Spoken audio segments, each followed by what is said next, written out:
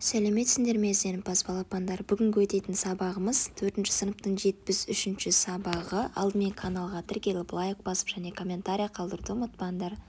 Бүгінгі сабақтың тақырыбы апатты табиғи құбылыстар, ілік септігі. Тыңдаған мәтін бойынша диалог құраймыз, ілік септіктің жалғауларын ажыратуды үйренеміз. Ендеше бірінші жаттығу бізде 41 мәтінді тыңда. Жер қыртысы тау жыныстарының қабат қатталған аса ірі текше тастарынан тұрады. Жер қойнауындағы жайнап тұрған тау жыныстары баяу сырғып, төменгі қатпар жақтарының жігіне қойылады. Соның салдарынан тас қабаттары қозғалады да біріне бірі соқтығысады. Сол жойқын қозғалыстардың себебінен жер астындағы қатты қабаттар қопарылады. Соның әсерінен жер сілкінеді. Қатты сілкіністен жер жарылады. Үйлер құлап, жердің астына түсіп кетеді.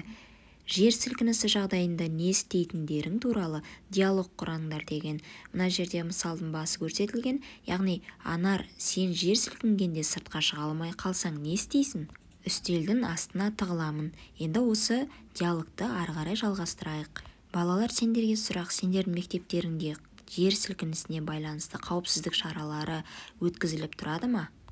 Егер ондай шаралармен таныс болсаңдар, өз беттерінше диалогты құрастырсаңдар болады.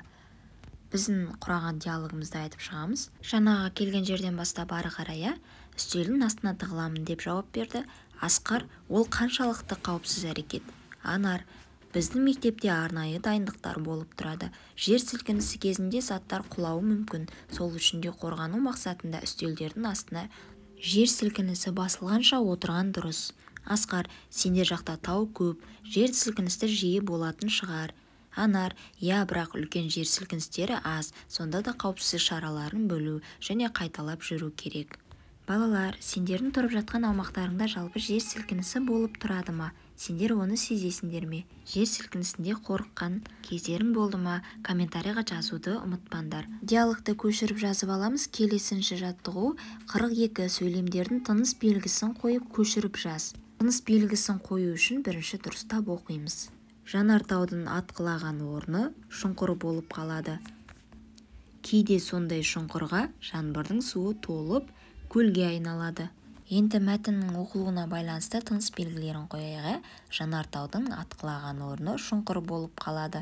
Осы жерде нүкте болады. Одан кейін кейде сондай шұңқырға жаңбырдың суы толып, осы жерде үтір қойып, көлге айналады және де нүкте қоямыз. Ілік септігіндегі сөздер жанартаудың, жаңбырдың, ненің деген сұраққа жауап беріп тұр. Келесі жаттығу мұз жарылып суға түсіп кеткен адамға қалай көмектесуге болады? Қасына баруға болмайды, өзіңде суға түсіп кетуі мүмкін. Осындай жағдайда дұрыс болатын әрекетті белгіле дейді. Ал нұсқаларды біртіндеп оқып шығайық. Айқайлап, үлкендерді көмекке шақыру. Сыртқы қалың киімді шешіп тастап, шаңғымен көмекке бару. Судағы адамға арқан немесе шаңғының таяғын лақтыру.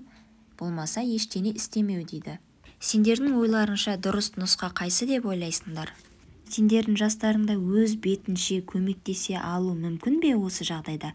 Ендеше біздегі ең мүмкін, ең дұрыс нұсқа бұл жерде айқайлап үлкендерді көмекке шақыру. Неге? Себебі сендер әлі баласыңдар. Өз беттерінше көмек көрсету өздеріңе қауіп төндіреді. Бұл жағдайда сынған мұз аздаған салмаққа да сынып сенде батып кетуі мүмкін. Және кішкентай балалардың денесі, яғни тез тоңады. Сендерге мұзды суда ұзақ уақыт қалған өте қауіпті. Түсінікті болса, келесі жаттығу табиғаттағы қауіпті жағдайлар кезінде не істейтініңді ойланып айтып бер дейді. Табиғатта сендер білетін қандай қауіпті жағдайлар бар, еске түсірейік. Егерде бастарыңнан өткен қауіпті жағдайлардан шыққан кездерің болса, соны мәтін етіп жазуға болады. Болмаса, мысал ретінде мына мәтінді көшіріп алуларыңа болады. Табиғатта қауіпті жағдайлар өте көп. Табиғи құбылыстар көбінде аяқ астынан болады. Сондықтан әркез сақтық шараларын білу керек. Мен су тасқыны болса, неғұрлым биікте болуға және мүмкіндігінше қорғану жилетін киіп алар едім. Ал жер сілкінісінде қауіпсіз жерде сақтанып, жер сілкіністің басылуын күту керек. Боран немесе қатты желде ғимаратқа ұмтылып, ық жерде тұрған дұрыс. Сонда сендерді ұшырып әкетпейді, болмаса зиян тимейді.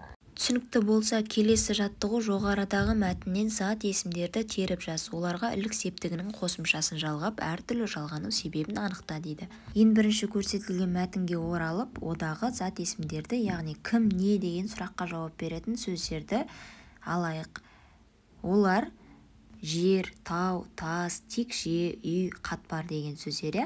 Осы сөздерді ілік септігіне айналдыру, яғни кімнің, ненің деген сұрақ қою арқылы оларға жердің, таудың, тастың, үйлердің, қатпардың, текшенің деген сөз сияқты, яғни жалғаулар жалғанып осындай сөздер шығады.